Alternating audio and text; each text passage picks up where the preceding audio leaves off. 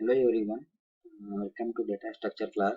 In the last video, I have explained regarding the array operations in that traversing through the array, insertion of elements into array, deleting an element from the array. Then in today class, we will see two more operations, that is searching and sorting. So these are the operation already learned. So once again I am just explaining it, that are linear search and binary search.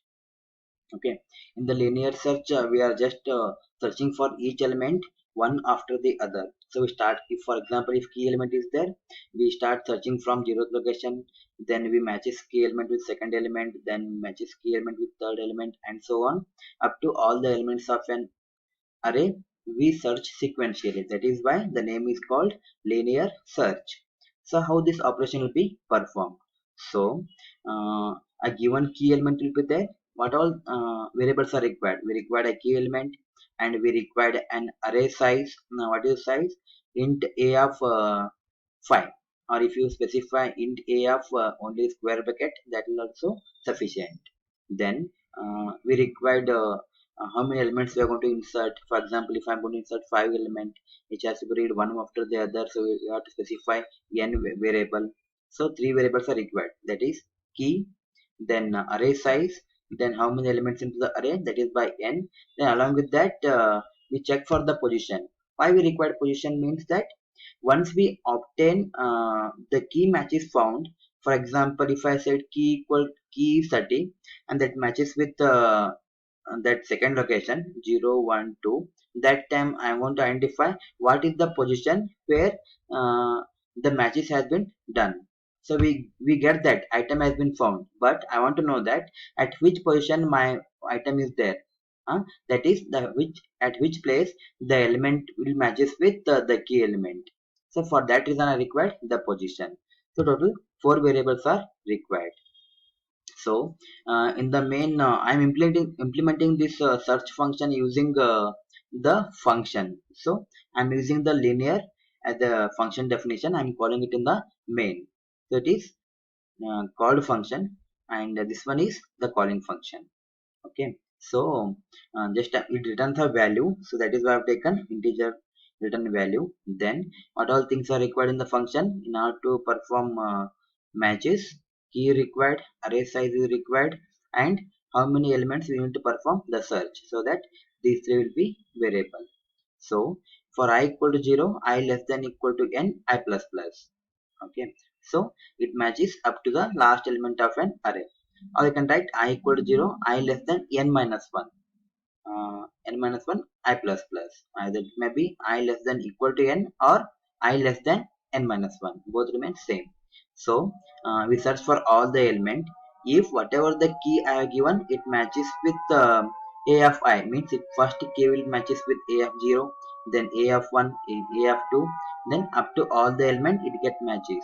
Whenever the element found, it return that particular location, return that position.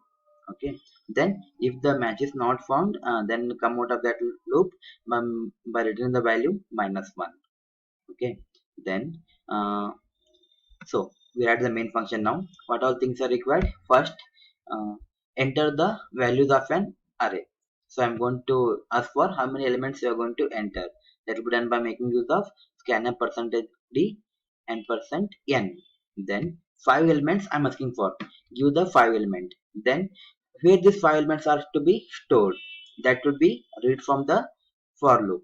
Enter the that n value. For I equal to 0, I less than equal to n, I plus plus. So initially scanf percentage d ampersand a of I. So initially 0 value, the first value whatever you are given, the first value will be stored. Similarly all the elements will be stored one after the other based on increment the value of I. Initially I will be 0, this will get stored. Then I less than equal to n means 4, true.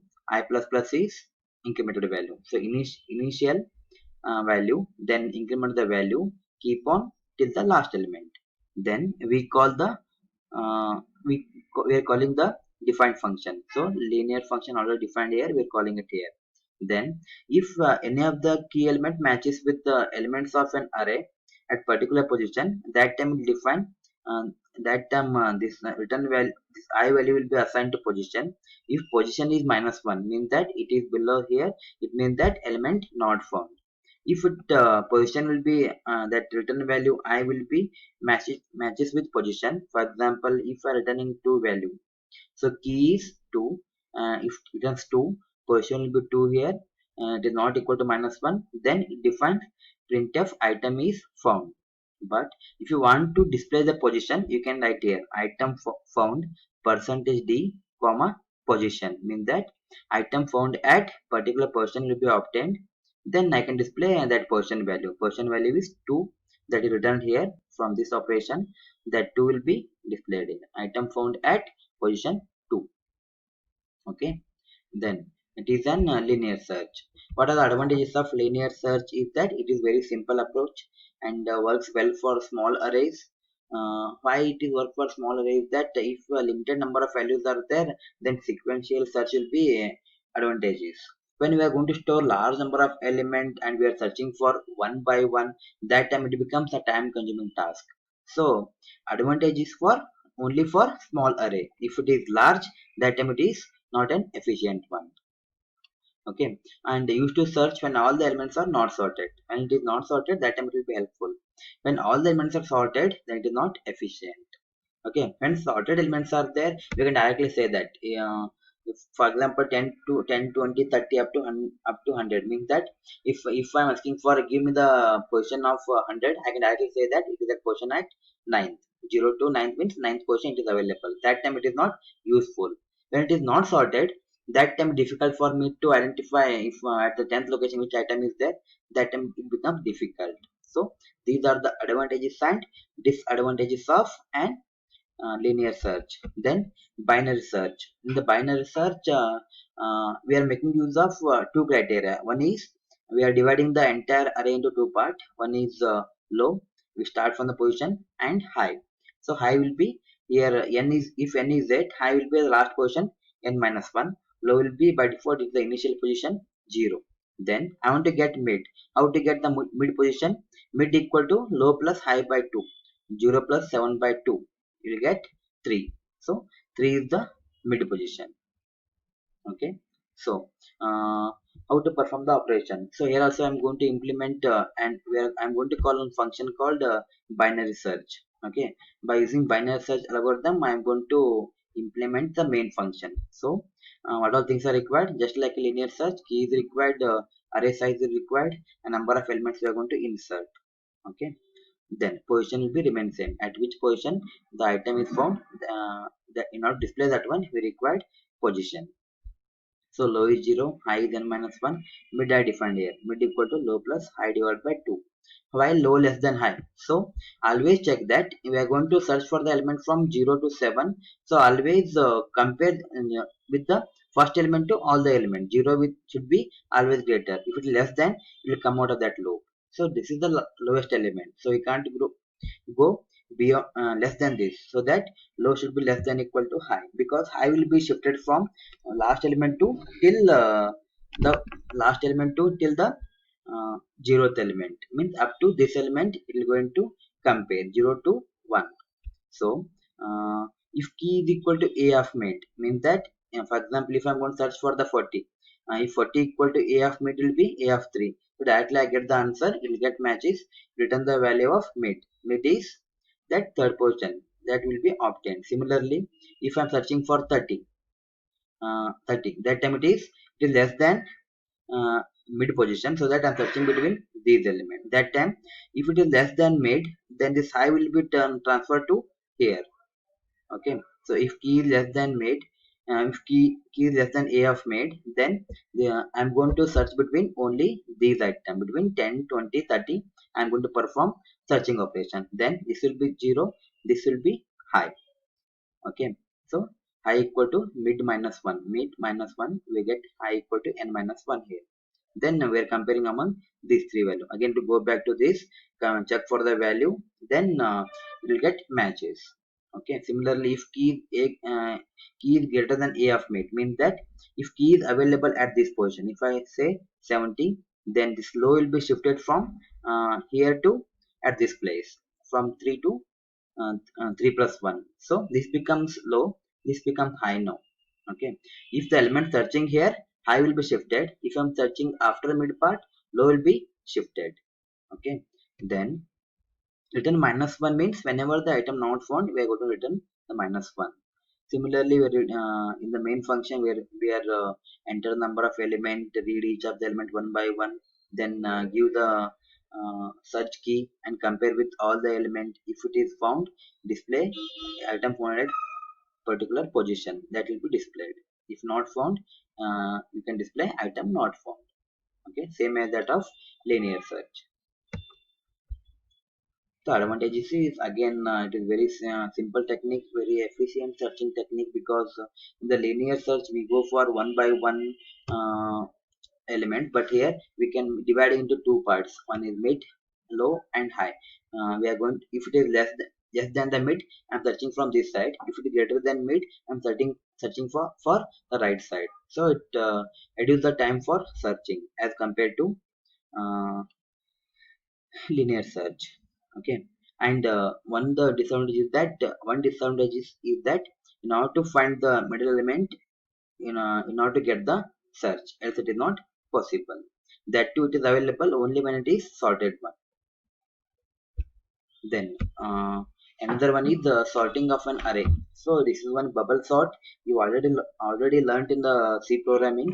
Just I am giving the uh, small inclusion regarding this. So I am going to store 50, 40, 30, 20, 10 into an array.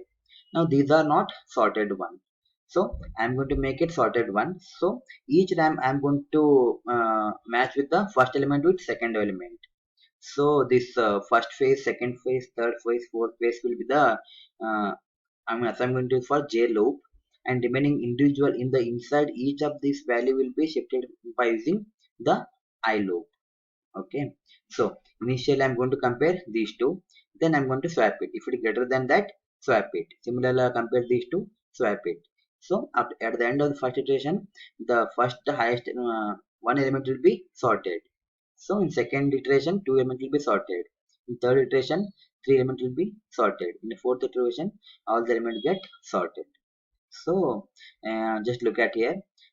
In the first phase, 0 to 1, then 1 to 2, then 2 to 3, then 3 to 4. That will be compared, so that I will be raised from 0 to 3. 0 to 3. This can be written as total number of elements are 5. 5 minus 2. So 5. So it is the first phase. So 1 plus 1. So J will be the first phase. Similarly, second one, I vary from 0 to 2. So 5 minus 3. 2 plus 1 is the second phase. J is second phase. 2 plus 1. J is third phase. 3 plus 1. J is fourth phase. 4 plus 1. So similarly, I am writing here I equal to for J equal to 1 to n minus 1. For I equal to 0 to n minus J minus 1. The same thing. If I remove the brace here, it becomes j minus 1. Then a of I greater than a of j plus 1, just exchange it. The same is explain the logic. So just I am changing this value. There I less than equal to is there, but here only less than is there. So that if j less than equal to n minus 1, that is also same.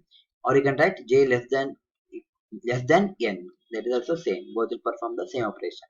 The same will be written here. Okay, so for in the first phase here, these all the four iteration like 0 to 1, 1 to 2, 2 to 3, 3 to 4, that were done by making use of this for loop. Then once the condition n minus j value get fails, that time the j value will be incremented to 2. Again it get into second phase, again check for 0 to 1, 1 to 2, 2 to 3. Then again this condition get n minus j condition get fails, again the value will be incremented to 2. Again it get inside, this condition will be performed. Keep on it perform, finally we get the sorted element. So the program remains written. We are calling the bubble sort algorithm as we done in the previous two functions like binary search and linear search. The same concept will be applied here. Okay, so thank you. Go through the videos. So in the previous one, most of you not only 30 members have seen the videos. So if this is the case, uh, becomes difficult to understand the concept for people.